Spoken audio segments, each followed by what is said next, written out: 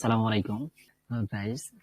বেশ কিছু সংখ্যক লোক অনেকেই আমাকে একটি কমেন্টে জানিয়েছে যে ভাইয়া অফিস অ্যাপ্লিকেশন প্রোগ্রামটি একটা ফ্রিতে কোর্সে আনার ব্যবস্থা করেন, যাতে আমরা কাজ অনলাইন থেকে শিখতে পারি।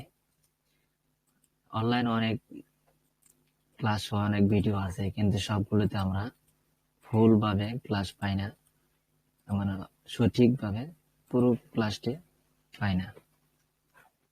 এর একটা সুন্দর একটি গ্রুপ আনে যাতে আমরা কাজগুলো শিখতে পারি। আমি তাদেরকে বলছি, আপনাদের সবার লক্ষ্যে বলছি যে আমার এই গ্রুপে যে সকল ভিডিওগুলো ছাড়বো, আমার এই গ্রুপে যে ভিডিওগুলো ছাড়বো সবগুলো একদম পরিপূর্ণভাবে ছাড়বো। আপনারা যদি দেখেন তাহলে সঠিকভাবে অবশ্যই কাজ শিখতে পারবেন, তাহলে অবশ্যই সঠিকভাবে কাজগুলো শিখতে পারবেন। আসুন তাহলে আগে কাজগুলো দেখে নেই। যে কাজগুলো ভালো লাগে তাহলে আপনারা সবাই ভিডিওগুলো শেয়ার করে দেবেন এবং চ্যানেলটি সাবস্ক্রাইব করতে ভুলবেন না। আমি আমার কম্পিউটার থেকে মাইক্রোসফট ওয়ার্ড ওপেন করে নিচ্ছি।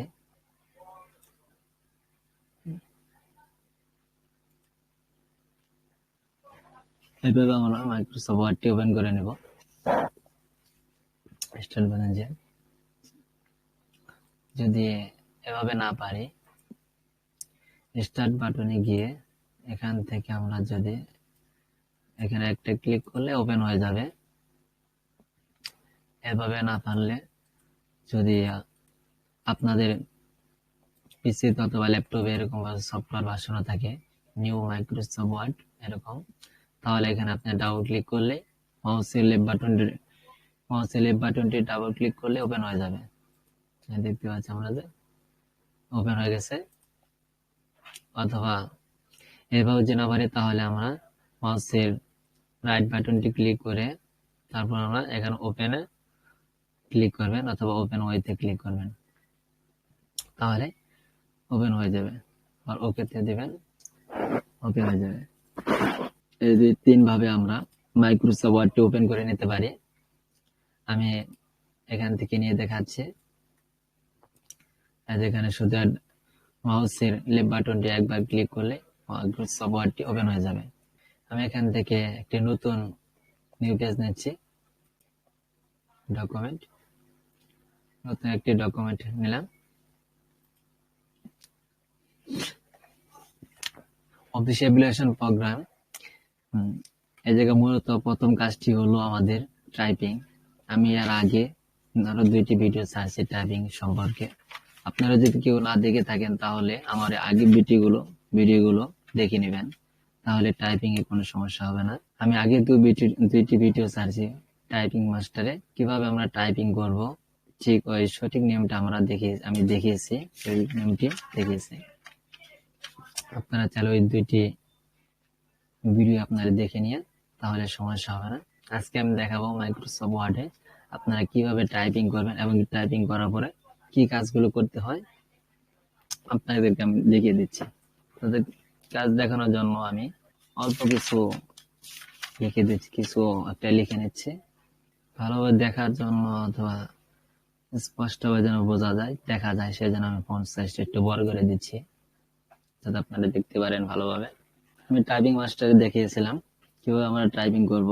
হাত বসিয়ে কিবোর্ড থেকে আমরা বাম হাত বসাবো, ASDF, আর ডান হাতের আঙ্গুল বসাবো জে থেকে সেমিকোলন বাটন পর্যন্ত বসিয়ে আমরা টাইপিং করব। আসুন তাহলে আমরা টাইপিং শুরু করি।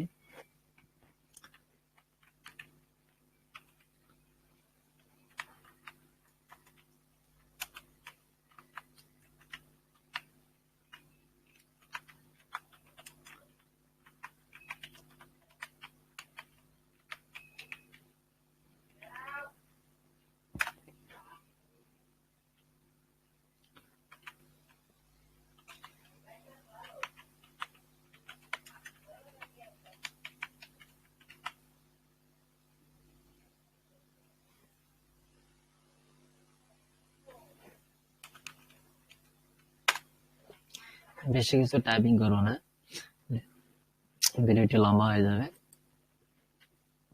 অল্প কিছু লিখলাম। এখন এইটুকু দিয়ে আপনাদেরকে আমি কাজ দেখাচ্ছি।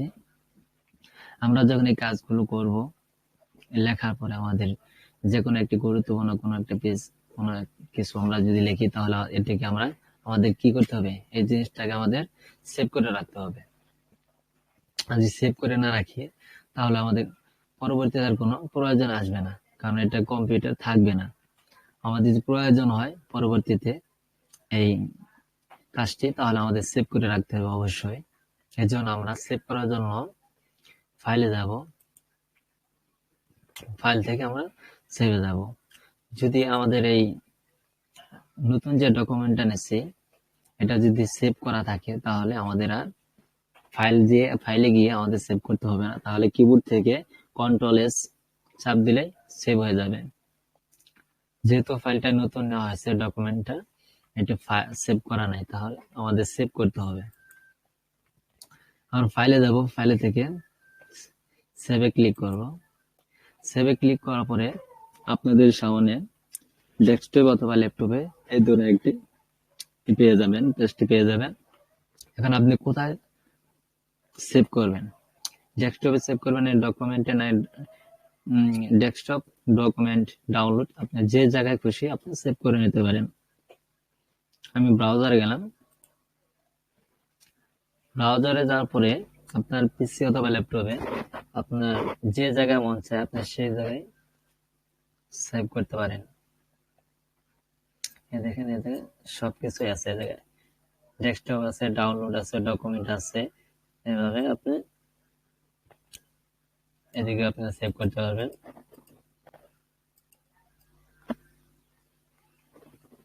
আমি ওদিকে যাচ্ছি না, আমি ডকুমেন্টে রেখে দিচ্ছি সেভটা।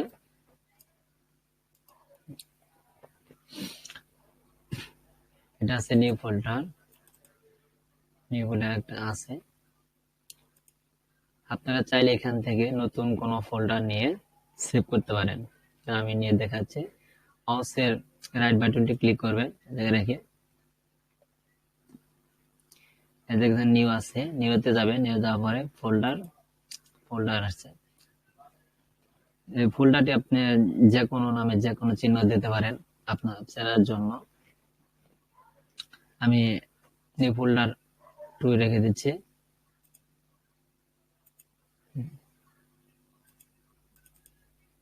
এখানে সেভ হবে।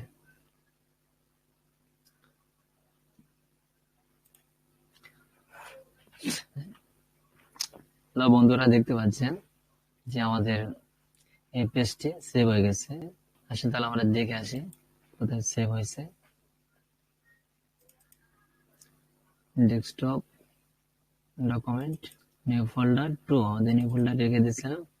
এই দেখতে পাচ্ছি যে আমাদের পেজটি সেভ হয়ে গেছে। আমরা দেখলাম এখন কিছু একটা লেখার পরে কিভাবে সেভ করব। আরেকটি কাজ দেখাবো এখন, সেভ অথবা সেভ এস।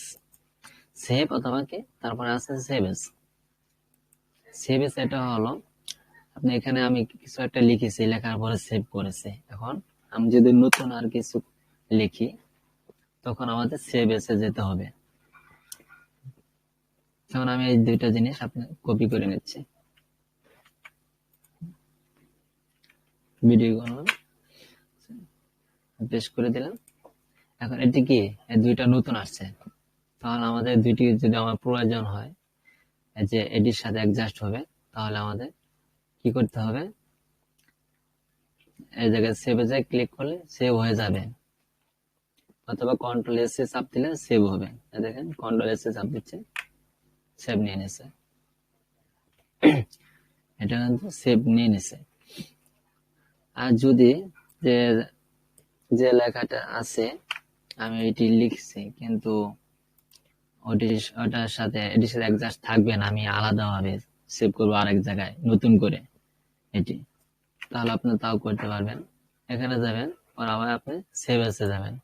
সেভ এসে যাওয়ার পরে আপনাকে আবার আগের মধ্যে দেখা যাচ্ছে আপনি কোথায় সেভ করতে যাচ্ছেন। আমি এখানে আপনাকে ডেস্কটপে দেখাচ্ছি, ডেস্কটপে না ডকুমেন্টে দেখাচ্ছি।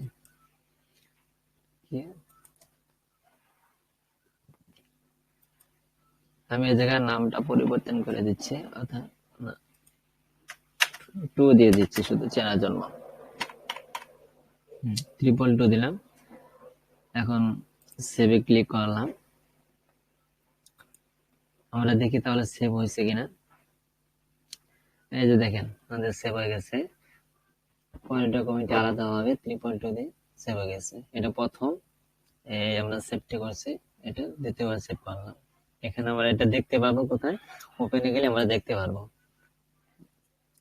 হ্যাঁ, এখানে দেখাবে পাবে, অথবা ব্রাউজারে যেতে পারেন, দেখে আসতে পারেন আলাদাভাবে সেভ হয়েছে কিনা। আমরা আজকে দেখলাম কিভাবে সেভের কাজটি দেখলাম, সেভ অথবা সেভ এস এই কাজটি দেখলাম। এখন আমরা কিভাবে দেখবো এটি, আমরা আবার দেখতে যদি গুরুত্বপূর্ণ কোনো পেজ থাকে তাহলে কিভাবে এটা সিকিউরিটি দিব, অথবা সিকিউরিটি দিয়ে সুরক্ষা রাখবো পাসওয়ার্ডের মাধ্যমে। এই ক্লাসটি আগে পর্বে দেখার জন্য আপনাদেরকে শুভেচ্ছা জানানো হলো। আপনারা ভালো হয়ে থাকলে একটা লাইক, শেয়ার, কমেন্ট করে দেবেন, এমনকি সাবস্ক্রাইব করে রাখবেন। আপনার কমেন্টের মাধ্যমে জানাবেন আপনারা কত দ্রুত দ্বিতীয় পর্বটি চাচ্ছেন। দ্বিতীয় ক্লাসে কিভাবে পাসওয়ার্ড দিতে হবে আমি ওই ক্লাসটি আপনাদেরকে দেখাবো, ক্লাসের মাধ্যমে দেখাবো। আপনারা সবাই ভালো থাকেন, সুস্থ থাকেন। আল্লাহ হাফেজ।